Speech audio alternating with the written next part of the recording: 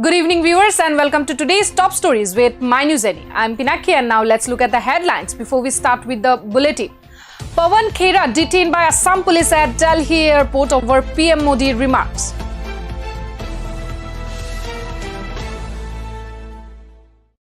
Prime Minister Narendra Modi to address rally in poll-bound Meghalaya.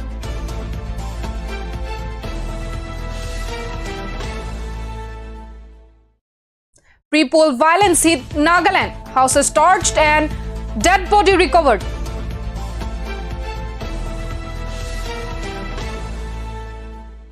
Ceasefire pact with Kuki rebel groups extended in Manipur.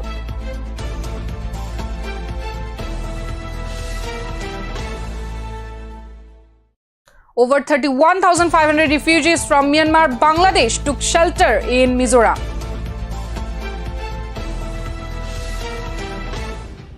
Now the news in details. Senior Congress leader Pawan Khera was detained by the Assam police at Delhi airport today after an FIR was lodged against him at the Haflong police station for his comments on Prime Minister Narendra Modi. Khera was earlier deboarded from an Indigo flight to Raipur where he was heading for the AICC plenary session scheduled to begin tomorrow.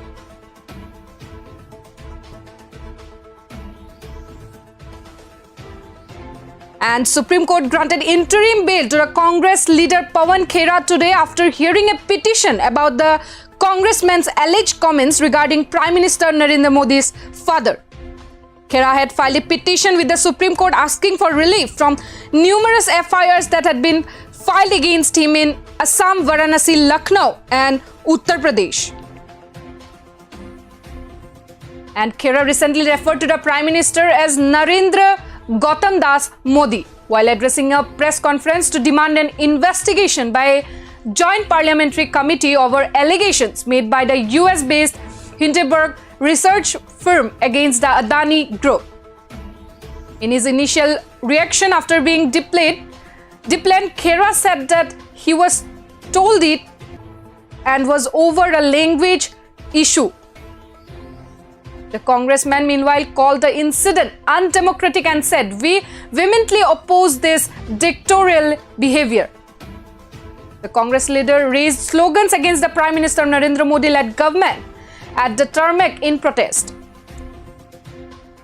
Modi jab jab darta hai, police ko aage karta hai, the Congress leader shouted.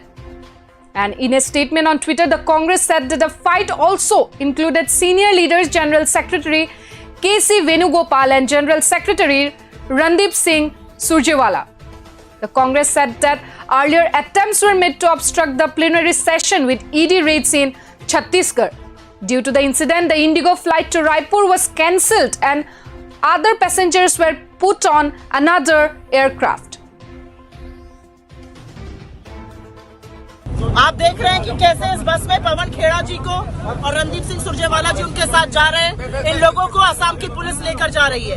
ये वही असम की police है जब निहत्थों पर वार होता है तो चुप रहती है। मैं पूछना चाहती हूँ उन्होंने कौन सा ऐसा जुर्म किया है कि इनको यहाँ पर डिटेन किया जा रहा है और असम की पुलिस हरकत में आ रही है। ये तानाशाही नहीं तो और क्या है।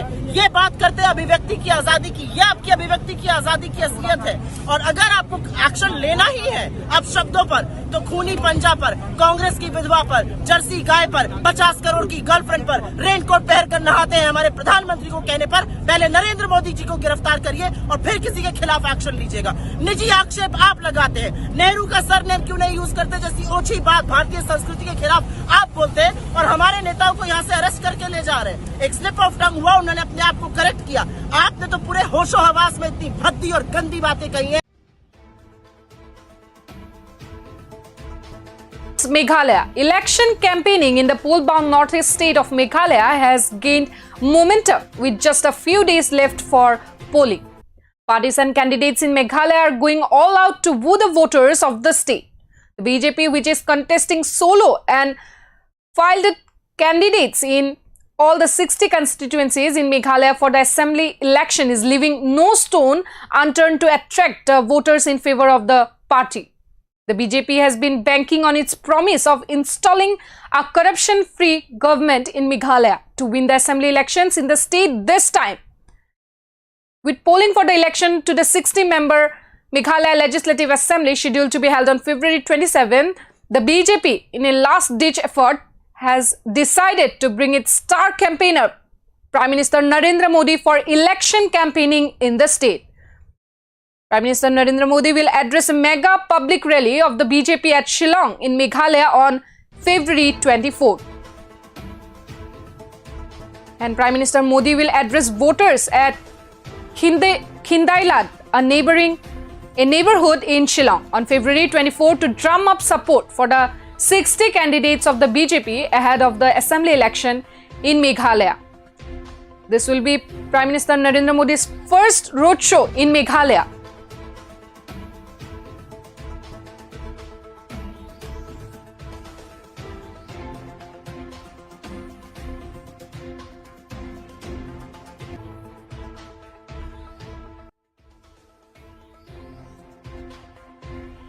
With less than a week until the polls, pre-poll violence continues to plague Nagaland. The NCP has reported 3 instances of violence against party members in the past week.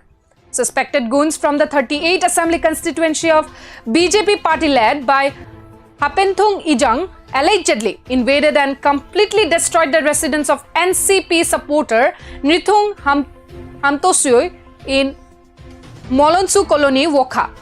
As per reports, the attack ensued as 𝐻𝐈𝐕𝐄 prefers to choose his own candidate. The gang destroyed the house and car of NCP candidate supporter, inflicting serious injuries on him. And another incident was reported wherein a group of BJP members of 38 assembly constituencies were under Wokha, led by Juvotung Colony resident Thechamo Kikon, attacked the headmaster of Mount Senior School in his home. The victim is said to be a NCP supporter. And the third incident was reported in the house of BJP BLP of a polling station. Third incident, which was reported in the house of the BLP of a polling station, Mohanbemo Paton, a resident of Church Colony, and the BLO of polling station part number 21, were trespassed on, assaulted and forcibly snatched away the voter slip in addition to the election official registered by the goons of BJP 30A Wokha, led by 𝐻𝐈𝐕𝐄, who is from Longus. In each of the 3 instances of pre-election violence in Nagaland, an FIR has been filed. Chungtia village, which is in the Mokokchung district of Nagaland, was also the scene of a pre-election homicide. An unidentified mob kidnapped 2 JDU candidate Koridang AC supporters on February and they were kidnapped today. One person escaped injury, but the other was found dead in a forest. The incident is the subject of the police investigation. And further information are awaited.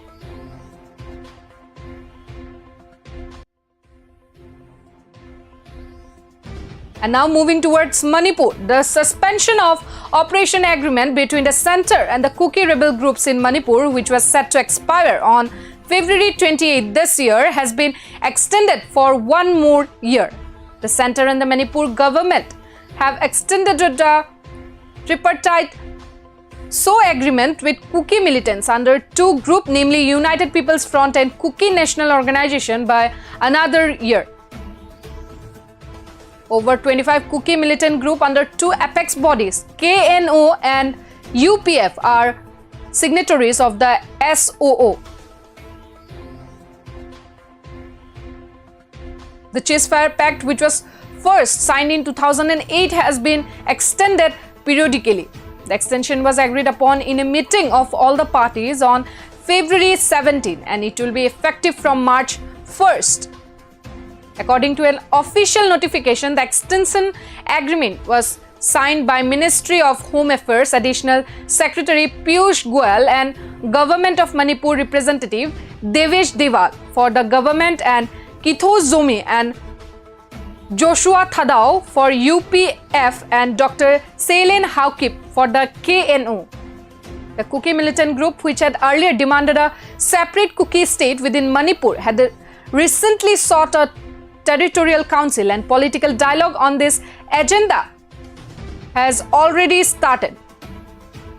Nearly 17 outfits are under the KNO, while 8 are under UPF, and cadres of these outfits are currently staying at designated camps set up by the government. Notably, the previous agreement was signed on March 7, 2022 and will remain valid till February 28, 2023.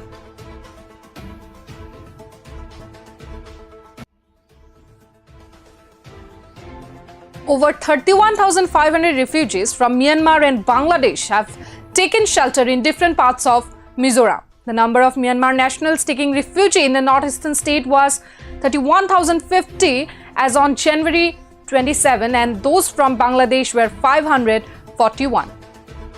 The Bangladeshi nationals are lodged in 160 makeshift camps set up in the 8 villages in 𝐿 district.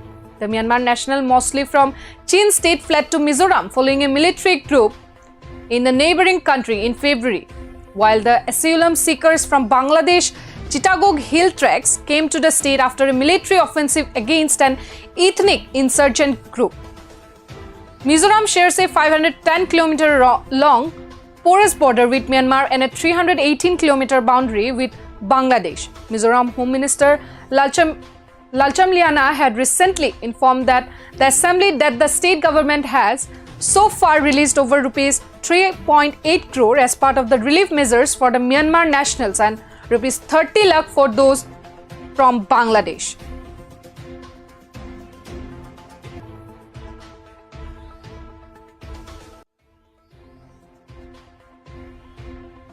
So viewers, that's all for the day. We will be back tomorrow. Till then, keep watching My News Northeast.